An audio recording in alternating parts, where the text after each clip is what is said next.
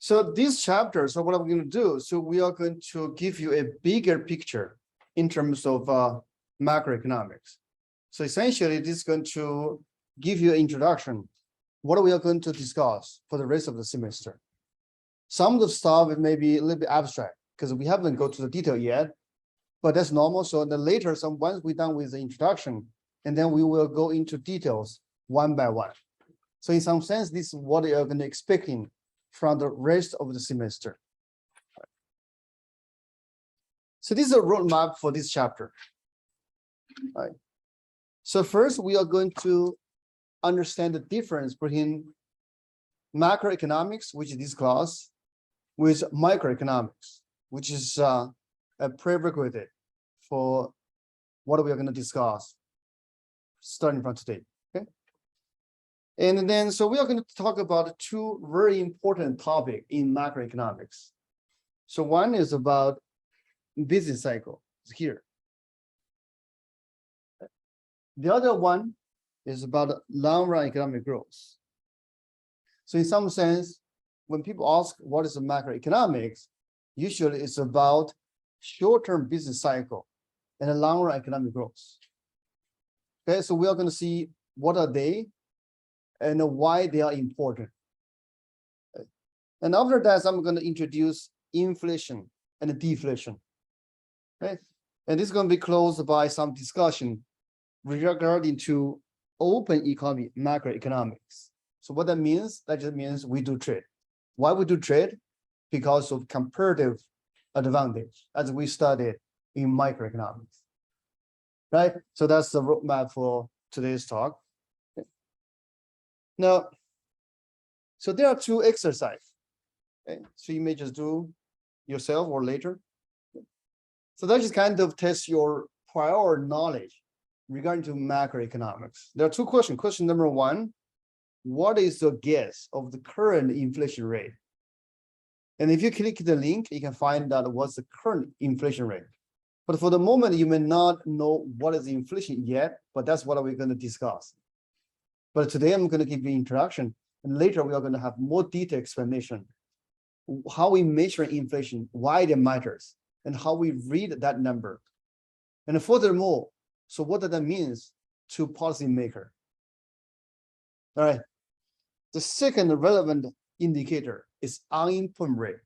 Again, so you may not know exactly what is unemployment rate, right? But if you're interested, you can click the link to find out what is the number right now. But again, so later we're going to explain how to measure, why that matters, okay, what this number means, okay, and furthermore, so what does that mean to policymaker, right? So those are the questions we are going to study later. Now let's look at the first questions. So essentially trying to understand micro and macro, but we started with the origin of macroeconomics or the birth of modern macroeconomics. So the story actually went back to 1920. So in 1920, President Hoover, he was the president, right? Towards the end of his presidency, the US economy and the global economy suffers the worst recession we ever documented in human history. So that was called Great Depression. Okay, but even worse, President Hoover, he failed to understand the cause of the Great Depression, and he failed to action properly. But I must say we cannot blame him too much. Why? It's because at that point, micro was well developed, but macroeconomics barely exists, right? So that just means there's nothing to guide the president. There's nothing to guide us to understand, and we really cannot blame him, right? But as a matter of fact, the effort to understand the Great Depression gave the birth of modern macroeconomics. Right. And these slides can kind of show you the watershed moment. Okay, so when I say watershed, is like before that, so we don't have much sense what is macro, what caused Great Depression, and after that, so we start have a sense what caused Great Depression, what we can do, right? So here, this is 1932. This is 1932 presidential election. So these two candidates, they have different slogan. Start with President Hoover. He said, "Be patient and calm. No one can catch a fish with anger." So in some sense, implicitly, he was trying to tell us, okay, so we need to wait. We need to trust the market. Like in microeconomics, right? So eventually, so the invisible hand is going to guide us to the equilibrium. So that's kind of the philosophy behind his slogan. Just be patient. Things will sort out, right? He asked the public or asked the voters to be patient, to stay with him and then trust him. Eventually, we will walk out of the wood and then we will return to normal, right? But on the other hand, President, I think so, as Roosevelt, right, on the right-hand side.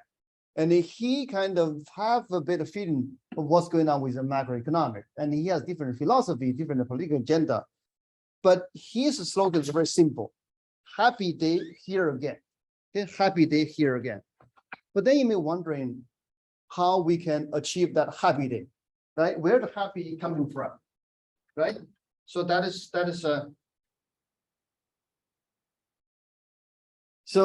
a question, right? But as you can see, so essentially the happy coming from what? Coming from where? Coming from action from the government. Because our government takes some regular action. So that's going to bring us the happy back. Okay, so to summarize, on the one hand, so this is Hoover on the left-hand side, right? So he followed the conventional wisdom. So market is going to sort out everything itself, and then just be patient, and then we are going to back to normal. On the other hand, so we need to do something. But why we need to do something, and how do something from the government can help, that gives the birth. That actually is coming from macroeconomic theory, but that wasn't new or wasn't clearly understood before, particularly before Great Depression. Right, so just give you a sense how bad was the Great Depression. So during the Great Depression, there's a term called Hooverville. And this Hooverville was prominent. So it's kind of happened pretty much across the United States. And it was named after the economically clueless President Hoover. But again, so we cannot blame him too much, because back then, so among mainstream economists, pretty much no one knew what's going on. Right? And then, so their approach is follow the classical microeconomics, okay? Like hands-free approach, do nothing. Okay, even worse, they're trying to balance the budget. Just think about when the economy is a downturn, and in order to balance the budget, what they need to do. Now, as you're going to see later more clearly, so basically that just means, so in order to balance the government budget in a downturn, the government must raise tax rate, right? But when the government raises tax rate during downturn, so that's going to put further pressure on the economy. That's going to make the depression even worse. Right, okay. But again, so back then, this wasn't well understood. Okay. Now these slides is kind of summarize the difference between micro and then macro. Okay. On the left-hand side is a list of typical microeconomic question. On the right-hand side, just give you the counterpart of macroeconomic questions. Okay. Let's just look at a few examples. Look at the first one. Should I go to business school or take a job right now? So these are typical micro questions. So we need to think in the margin. We need to think about opportunity costs, right? On the right-hand side, so these are typical macro questions. And then here we ask how many people are employed in the economy as a whole this year. Now, we are not talking about an individual. We are talking about in the aggregate, right? And this aggregate number has different implications. So that's going to matter to the wage. Okay. So now let's look at the last one. We want to determine whether Citibank opens a new office in Shanghai. Okay, so here, so they are going to look at the marginal, right? They are going to look at opportunity costs. They are going to considering trade-off, right? What is the cost? What is the benefit, right? On the right-hand side, so we look at macro question. What determines overall trade in goods, service, and in financial assets between the United States and the rest of the world? So you can see the flavor. So here we talk about macro level, right? We talk about the flow of goods and service across the border. So that's going to include millions of business. It's not about an individual. But again, so the right-hand side, if you understand the right-hand side, so that's going to have impact on the aggregate economy.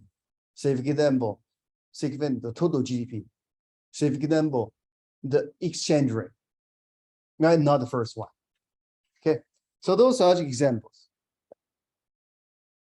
At this moment, you may wondering, or if we look at previous slides, if you just go through one by one, and usually you have an illusion. You feel, so isn't that macro is a simple summation of micro? Okay, so that's a typical illusion or typical impression. But the answer is no. If it is that simple, and we don't need to take a macro class, right? So just to give you an example. So why macro is not a simple summation of micro? So this example is called paradox of thrifty. Okay, this is a paradox, meaning it's like a dilemma. Just imagine, so we are in a downturn, or we was afraid the economy is entering the downturn. Okay, usually what happens during downturn, people lose their job, right? So the company lay off workers, or they don't raise the wage, or even worse, they just cut the wage, right? So now from individual point of view, if you was feared about the coming downturn, what are you going to do? If you was feared, so I'm going to lose my job, or I'm going to lose part of my paycheck next month, next year, what are you going to do? What are you going to do? Your rational decision is probably going to cut spending, right? Why you want to cut spending? You must prepare for rainy day, just in case this next month or next year I lose my job. You're going to increase the saving, right? Okay. So from individual point of view, it is optimal, it is rational to cut spending, to save. But now imagine if everyone do the same things, but certainly everyone has that incentive to do that, right? Because everyone was worried, because no one knows who's going to lose the job, right? Okay, so now if everyone do the same things in the aggregate level or in the economy wide, so you're going to see a depressed demand, right? Because pretty much everyone was cutting their spending. Now, if everyone do the same things, and then spending is going to cut, and then the demand to goods and service is going to reduce, right? So, and then from the firm side, so now the real threat comes, all right? So not just go back again, right? So start from the beginning. At the beginning, people was worried about the storms coming. When I say storm, essentially like a downturn or the hard time for the economy, right? So people was worried about storms coming. Now, we people start to prepare this economic storm by cutting spending, okay? But then interestingly, so your action is going to make this storm indeed comes. All right, again, so this storm is economic storm, meaning the recession. And why the storm indeed came is because everyone cut their spending. The demand for goods and services decreased. And the firm must or forced to cut jobs. Does that make sense? So you can see, so there are two things I want to highlight. Number one, so macroeconomics is not simple summation of micro, because from individual point of view, your behavior is rational, optimal. But collectively, you're going to potentially create some disaster to the economy. This is number one. Number two, economics is different from other natural science. Just think about storm or think about where we live, like in Nebraska, we was worried about there's a thunderstorm or tornado. Okay, whatever you do usually have no impact on the actual happening of the storm, right? But then now here, so in economics, so whatever you do to prepare for the storm, quote unquote storm, which is economic organization, right? It can induce the storm to come or not. Does that make sense? Okay, so those are two important difference or two important point I want to emphasize. Okay, just keep that in mind. To summarize here, so macro is not a simple summation of micro. And from this example, you probably should smell something important regarding to macroeconomic policy. Like say for example, so here, so we was worried about recession come, and if there's nothing else happen from the government, everyone cut their spending, tighten their belt, and that's going to make the actual worry becomes reality, right? And then so here, so you can smell or you can sense something the government can do. What the government should do, they should boost up the confidence, right? So they boost up confidence, so individuals not going to cut their spending. But you may wondering how the government can boost up confidence. There are a couple of things they can do. Number one, like in 2020, so they just send your free money. So that's a way to boost our confidence, right? And then number two, so they're going to provide you with extended unemployment insurance. Even you lose a job, you won't stop spending. So this is different, right? So one check is for people who are safe. Like myself, my job was secure, right? Because we can do remotely. But we still, as a family, we receive a few $1,000s. So that's boost the confidence. But at the same time, so for people who lost their job or who potentially at the risk of losing their job, so the government is going to guarantee they have some amount of money to allow them to spend. So that just boosts the confidence, right? So even these like simple slides, but you can see, so this goes a long way to understand what going down in our economy, what the government can do, or what justify what the government did. All right, question? Okay. Now, in terms of macroeconomics, like I said, was born or was established or was starting around Great Depression. Before 1930, so the conventional wisdom largely followed the classical microeconomics. They believe the economy can self-regulate itself. There's an invisible hands guide us through all the darkness. So that's kind of the logic, the philosophy after President Hoover. Be patient, right? But then after 1930, so we have a brand new economic theory to understand how macroeconomy is organized. It's called Keynesian economics, right? Instead of take a hands-off approach, they have a proactive approach, right? But this is kind of linked to the previous slide because your individual worry can collectively realize in aggregate level, right? And then so the government should boost up confidence. But sometimes this confidence we call animal spirit, okay, animal spirit, okay? So this is a difference. Now, these slides just show you the importance of macroeconomic theory. Okay, so we are going to comparing two episodes in history. Here, this one, this curve is our macroeconomic performance after 1929 Great Depression. And this one is what happened after 2008 financial crisis.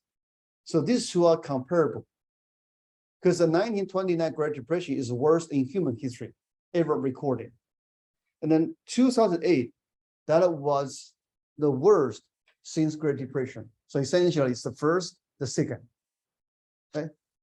And the way we see that is, so we take the starting point of each event and normalize the output, essentially your capacity, all right? Known about 100. And then trace the performance of the economy after the onset of those two crises.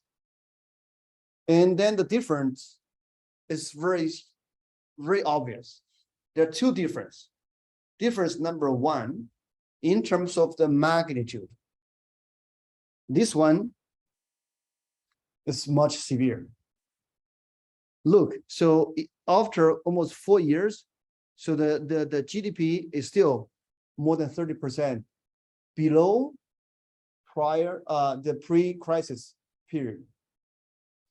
But if we look at 2008 financial crisis, in the worst day, it's 10%, right? Magnitude is significant. Number two, in terms of length.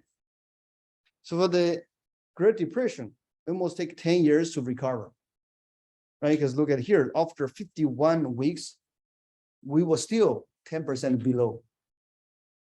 But in financial crisis, it takes less than 3 years to recover. So that's the difference.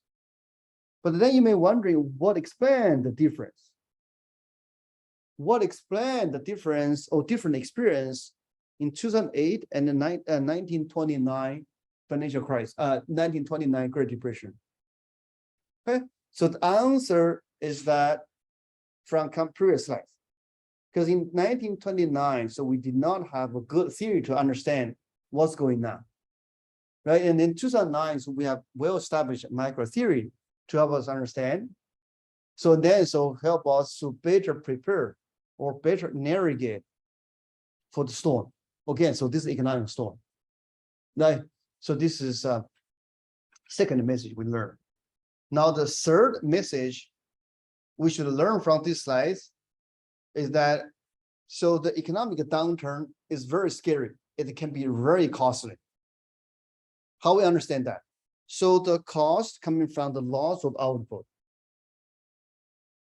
and the extended period, right? So basically you can imagine, okay, so from the individual point of view, so your family is going to lose average 30% of income for 10 years. Do you think this is something trivial? Certainly not. So this is going to have significant and long-term impact on your well-being, right? If your family lose like 30% of income for 10 years, right? So that explains so why we need to study macroeconomics, because one of the main subjects of macroeconomics is trying to understand what caused this downturn and then what we can do to prevent further fall of the economy. All right, just compare this one with this one. In some sense, it's like, okay, so this one, you take some medicine. For the other one, you just let your body to react. Right? You see the difference. Okay. And to summarize, John Maynard Keynes has a famous quote regarding to 1929 Great Depression and regarding to the importance of macroeconomics. Okay, so there's one part I want to highlight. He famous it in the long run, we are all dead. So how we understand that? So basically he says literally what he means, but if you just take this literally, yes, we will die. Right? Even Queen, so she passed away at the age of 96. Right? So everyone will die. But what actually he meant is, let's go back to this slide, just explain to you what this means. What it means is, so we don't have the luxury to wait for 10 years. When I say 10 years, it's a time period take the economy to self-regulate itself. So that's what he means. Okay, so we don't have the luxury because in 10 years, if we lose 30% of our output, okay, If it is equally spread out, that's fine. So everyone just like lose 30%, no one is going to die, or no one is going to starving. But actually, so usually this is going to force disproportionate on certain population. So that just means lots of people is going to die. For the society, we do not have the luxury to wait the economy to self-regulate itself. So that's what he meant. In the long run, we all die. Okay, and instead we are trying to shorten the pain. Just imagine you have a cold or you have a COVID, right? So yes, you can just sit at home, sleep, and take maybe like a week or a month to recover. But with modern medicine, so you can recover quicker and prevent some catastrophic outcome. So that's what he meant. But in economics, what is the medicine? So essentially, the things we are going to learn in this class, right? But certainly, John Maynard Keynes, he was considered the founding father of modern macroeconomics. Because before that, usually we rely on classical microeconomics, like Adam Smith, the invisible hand, right? Now we move to the second thing, the differentiation between business cycle and long-run economic growth, right? So what is business cycle? Right. So business cycle essentially is up and down of our macroeconomy. Okay, so we'll have a chapter to explain to you how we measuring that and how we classify business cycle. Okay, but as a response of business cycle, the central government usually they are going to take proactive actions to help the economy. Okay, but depending on who's in the White House, what is their belief, they may use different tools. Okay, sometimes they prefer use monetary policy. Sometimes they rely more on physical policy, but usually they are the combination. Right. So what is monetary policy? It is used to affect, so here are two parts. First, the goal is to affect overall spending.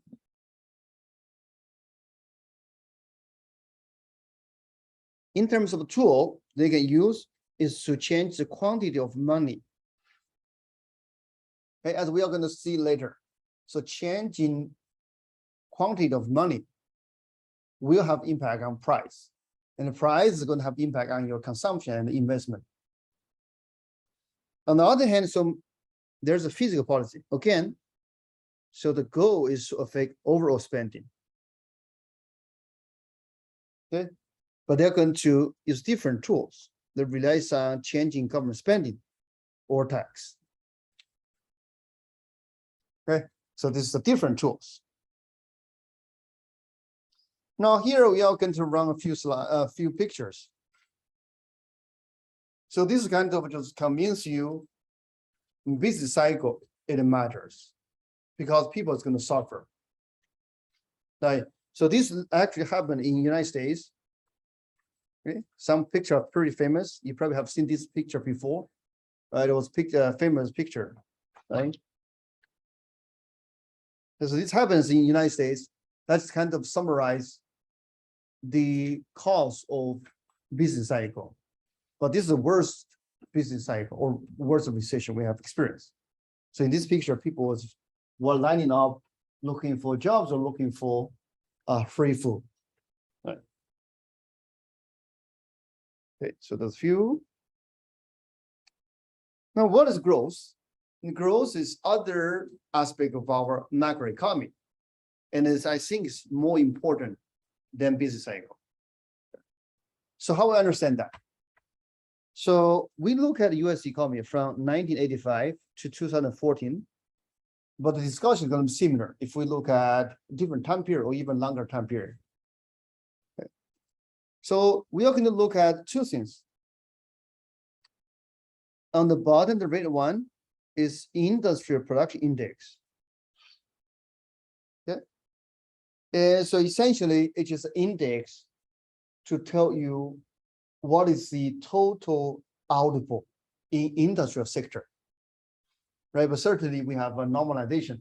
So we use, I think here we use 2007. We use 2007, right here, as a reference point. But this is the normalization. And then this purple one, this is private sector employment. That is most of us or your family get your paycheck, right, in the private sector through employment, right? And what we see, first, these things fluctuate, right? And here, so this is the Great Recession that refers to financial crisis. And you can see there's a collapse in output. There's a collapse in private sector jobs, right? Certainly people feel the pain. Okay. All right. So, but overall, the economy is in an upward trend, but sometimes the economy get disrupted, right? And this disruption is just called business cycle. On the right-hand side is another way to look at the same picture. So we just look at the percentage change from previous year. Basically, for each year, we just look at what's percentage change compared to previous year, and then we plot on the right-hand side. You can see there's a big fluctuation, and particularly in 2008, 2009 financial crisis. Right, so there's a big disruption in terms of production index and in terms of private sector jobs. Right, so that's the that's the cause of business cycle, or growth was interrupted, because otherwise our economy is going to keep growing, right? Just imagine if without this, our economy is going to like this, right? And then you can compare the difference between these two, the difference between the two. That's the cost we pay, right? Okay. Now here, we kind of give a definition or kind of give a characterization regarding the business cycle. So first of all, business cycle refers to, this is a short run, and the short run alternation between recession and expansion. But then, so what is recession and what expansion? Recession is a period of economic downturn. So downturn means the economy is falling. Fall in terms of output and employment. Okay, this is recession. And then what's the expansion? That's the period economy is in the upturn. Okay, instead of fall, is rising. So this rise both in the output and employment. Okay, so this is down and up. Okay, so the economy is going to fluctuate over time, right? And then, so this fluctuation or alternation between recession and expansion is called business cycle. And here we can look at a stylized picture or a abstract form. So this curve is going to represent either employment or production. And you can see this curve like wiggling, right? And then, so when it go down, we call it recession. When it go up, we call it expansion. But I want to emphasize there are two, so let's erase here. There are two particular points you want to pay attention. And here, and here. Okay, so this one, so we hit the limit of your expansion. We are in a peak. Now this one, we touch the bottom of the downturn. All right. But this is like in the one small cycle. Okay. And then, so once we are here, and the economy start to fall. And once we are here, we start to see some light, and then economy start to recover. And then this is called a peak, and this is called drop or bottom of the recession, right? Okay.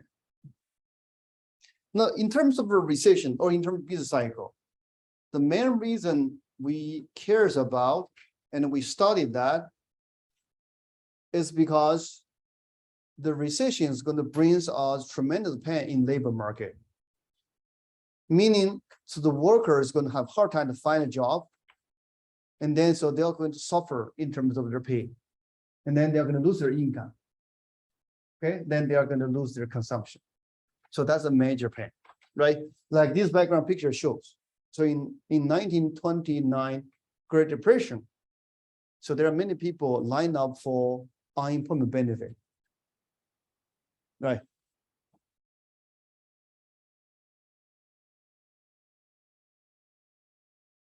So here just show you the unemployment rate since 1988, and pay attention to these three recessions. And usually during the recessions, the unemployment went up, right? Because people lost their job. Okay. And in the later chapter, we will understand the following questions. First, how we came out with these measures, these numbers. And secondly, why the unemployment rate goes up in recession. Third, what the government can do. Right, so those are the questions we will study later. Okay.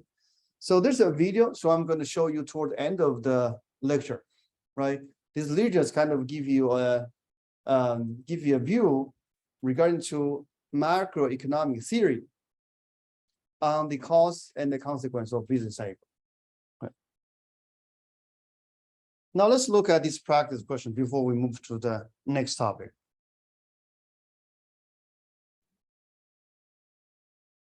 The use of tax and government spending to change overall level of spending in the economy is called, that is from the definition, right? It's called fiscal policy, right? Monetary policy, so they have the same goal, but use changing quantity of money. Right? The second one, do you think the government is right to begin massive spending program during deep recession? At this point, I guess everyone agree. The answer is yes. Like this background picture shows, essentially that's a great deal, right? So President Roosevelt, so he initiated this great deal, right? And then so he rescued the economy from Great Depression, right? So yes. Okay, and then so this is a case study. So we comparing two recent recessions. Right, 2001, that is caused by the burst of dot-com boom. And the 2007 and 2008 is caused by the collapse of the housing market. Right. Okay, so now we look at something similar or something also important regarding to macroeconomy. So this is called economic growth. But what is economic growth? So we are going to look at this picture. And then, so in terms of growth, it's both in terms of quantity and in terms of quality. And then what is quantity? Say, for example, if you look at 1905, if you look at the fraction, this percentage of house with electricity, only the super rich can afford to have electricity back in 1905. Now today, everybody, right? So what brings this widespread use of electricity grows? Because everyone can afford this quantity. Now what's quality? Quality. So now we compare 1955 to 2005. There are many goods that did not exist. Regardless how rich you are, you just cannot, it doesn't exist. But those goods actually make our life better. right? Let's say, for example, so what are they? Computer, internet, digital camera. Just name a few, right? So those actually just brings our quality of life, right? But it never exists, right? So this is from quantity to quality to show you the importance of economic growth, right? And we can also look at the benefit of economic growth through a different aspect. So we're going to look at real GDP per capita. So again, so this is something we're going to discuss after this introduction, like in terms of how to measure this number or how we come down this number. So in the crude way, so this is essentially is measuring your standard of living, like use one number to measuring the standard of living of a typical American. Now, if we look at past century, so there's a tremendous growth from roughly 6,000 to close to 60,000, almost 10 times improve in our standard of living, right? So you can see there's a huge improvement. But then, so in the middle, there's a fluctuation that is caused by business cycle, right? I want to emphasize long-run growth is a recent phenomenon. Before Industrial Revolution, before 1800, even before 1900, if we look at human history, barely there was much growth. We live in the agricultural economy, so we can repeat every century, not much change. Only because of the Industrial Revolution, the discovery of machine make this possible. Okay, so just keep that in mind. So the importance of economic growth can also tell from this story. So we compare Argentina with Canada. So they were almost identical at the beginning of 20th century. Now, after 1 century, so they diverged. Okay, right now, so Canada, the standard of living is more than 3 times compared with Argentina. What behind the difference? Economic growth. But then you may ask one further questions. Why the economic growth is different? So that's the things we are going to discuss later. What explain the growth experience across country? Why some country grow faster than the other? So that's a question we need to answer. Okay. So this growth. Now, next one. So we shift the gear. Look at inflation. Okay. And we try to understand the difference between inflation and deflation. So what is inflation? Inflation is a rise, okay? But this is a rise of overall level price. This is not individual product price. It's not about a bottle of water. It's not about the computer I'm using. It's about a bunch or many goods, overall level. But then you may wonder how we are going to decide this overall, or how we are going to measure this overall. So this is something we're going to discuss later, right? And then, so contrary to inflation, there's deflation. Instead of rising and then just falling. But again, so this fall in the overall price. This is not the price of a particular thing. This is the price of the overall economy. And then we say the economy is experiencing price stability when the overall price changes slowly or not at all. In modern economy, so usually we have rule of thumb. So we say if the price, the inflation is below 2%, that's desirable. Right now, so the inflation rate is very high. It's more than 8%. So that's why the Fed is doing whatever it takes trying to tame the inflation. But in order to understand why they want to do that and how they achieve the goal, so we must wait for that chapter to come. Right. All right. So what causes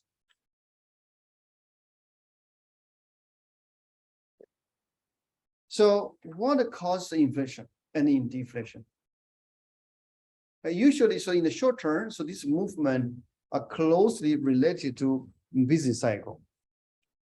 In the short run, when the economy is depressed, meaning we are in a recession, and the job is hard to find, and then people are going to lose their income.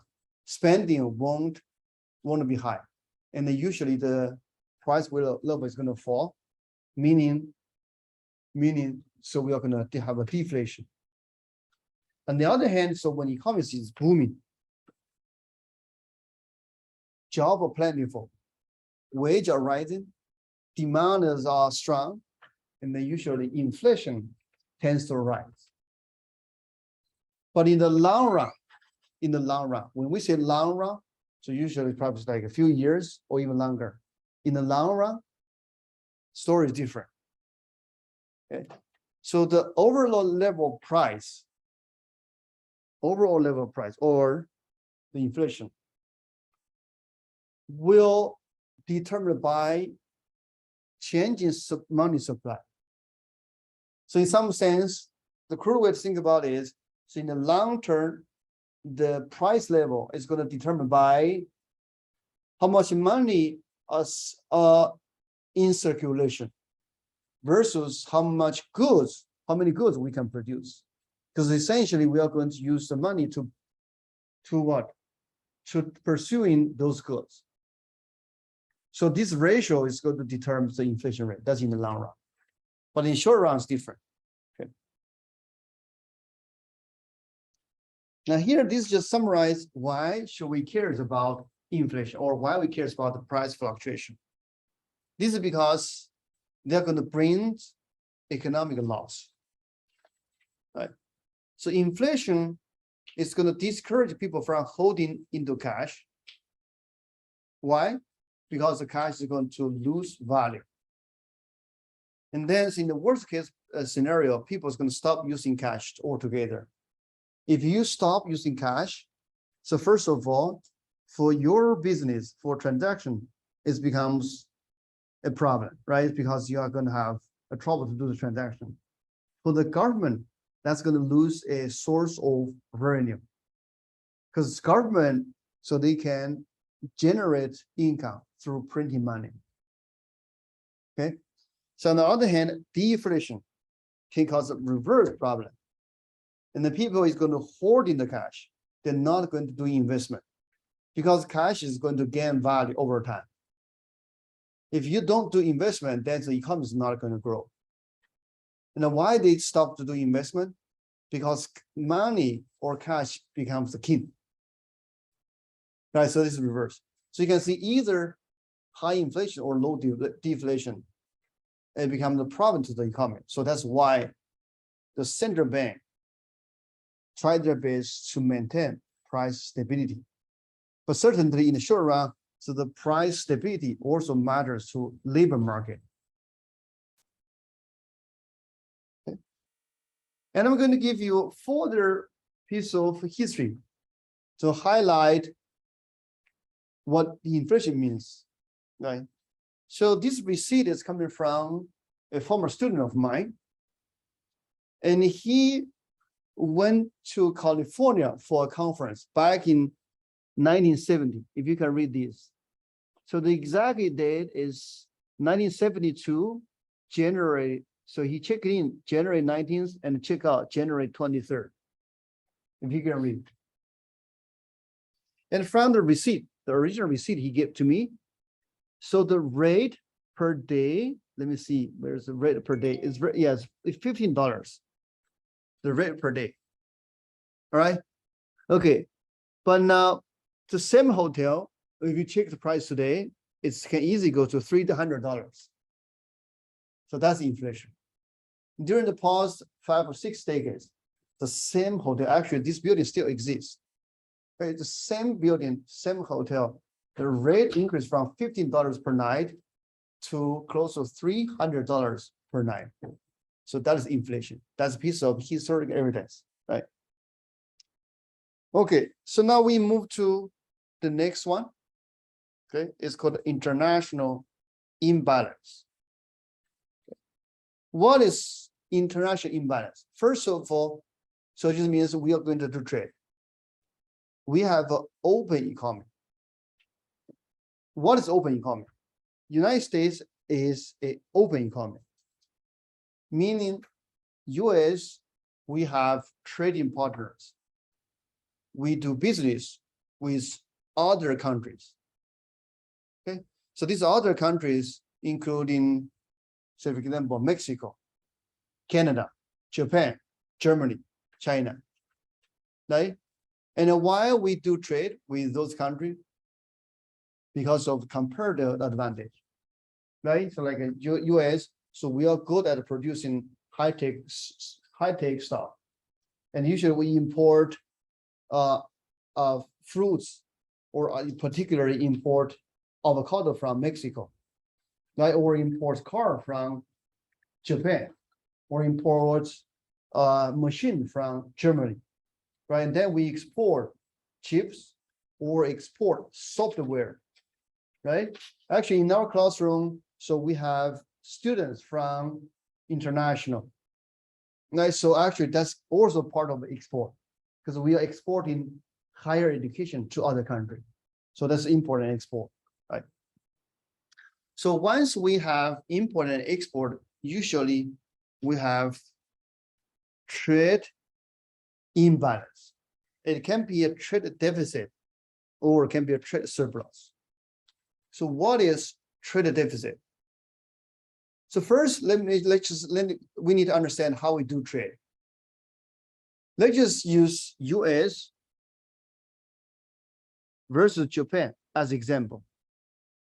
So say for example, US needs car from Japan, and Japan needs computer chips from US. Okay, so this is an example of trade.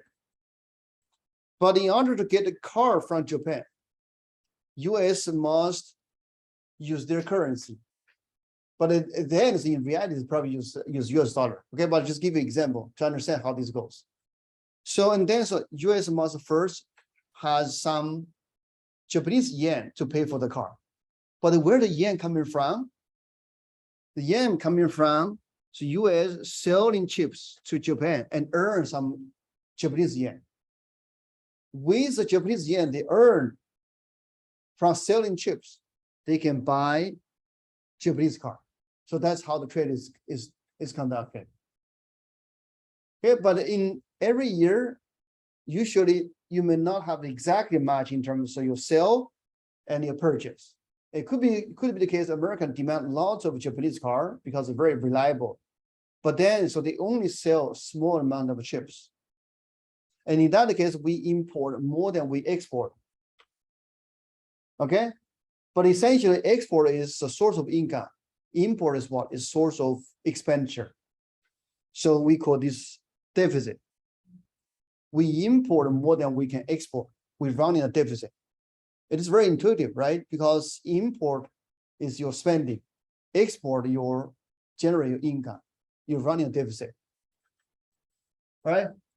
Now, on the other hand, so you can run a trade surplus. Actually, in this same example, Japanese is running a trade surplus against United States, right? Because they sell a lot of car, but they only import a small amount of chips from United States, right? So they generate lots of income, but spend a little. So they are running trade surplus. Okay, in the international trade, so countries constantly fluctuating and trade and deficit, right? But for the United States, most of the time we run in a trade deficit against our trading partner. Here is a snapshot. Sorry, is a snapshot of what's going on in international trade. Okay. Start with the United States. In a typical year, American export this is 1.5 trillion.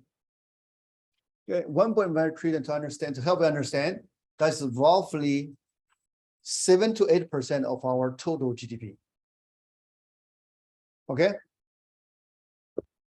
But for now, so you don't know exactly what the GDP yet, but it's just basically just 7 to 8% of the total output we have. And so we import almost $2.3 trillion of goods from the rest of the world. And it's clearly, so US is running a deficit, right? Okay. Now look at Germany. Germany, they export more than they import. Right? So so usually they export what? They export machine, like a high precision machines, right? Or they also export lots of cars, right? And then so look at China.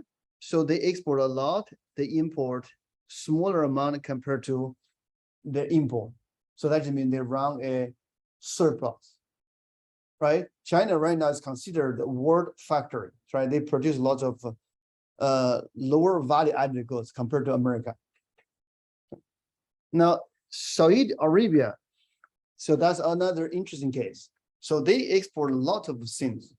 What they're exporting? Oil, right? Like a natural resource. They import many other goods. Okay, so clearly they run in a surplus. So you can see, so one country runs surplus must at the cost of other countries running a deficit. And then the question you want to in mind is a trade deficit necessary to bad things? Not necessary. Yes, there's a question. That was my next question. One is better than the other. Not necessary, not necessary, right? Because remember, the reason why we run in the deficit or surplus is because there's comparative advantage. Okay, okay, so the comparative advantage brings this trade deficit or surplus, not necessarily bad sense. But however, remember, so in order to finance this trade deficit, you essentially literally borrow from the rest of the world. But if this borrowing or this deficit keep accumulating, it can be a problem. This is number one. This is on the surface. If you just dig into, so you need to understand, so what are we exporting and what are we importing? That causes us to run a deficit. Okay, like say in the United States, we are keep exporting high tech or value added, and we import lots of like low value goods, like clothing, fruits, or agricultural product. So in the long term, that won't threat our economy, because basically we just outsource the low skilled things to the rest of the world, and we focus on high tech, and we always has an advantage. Okay, so that's not a concern. Now let's look at this practice question to understand what is trade deficit and trade surplus.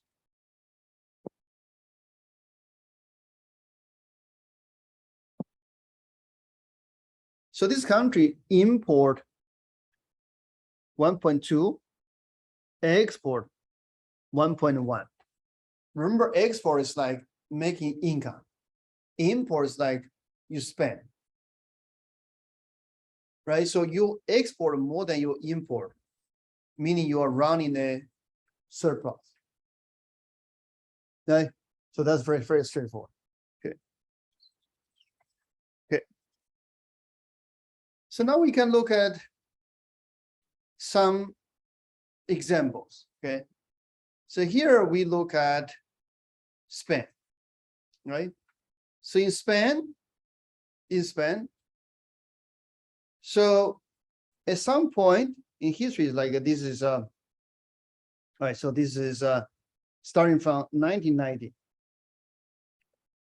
So what we've seen is there's a current account of balance. By the way, so this just means there was some trade deficit, meaning so they are import more than their export.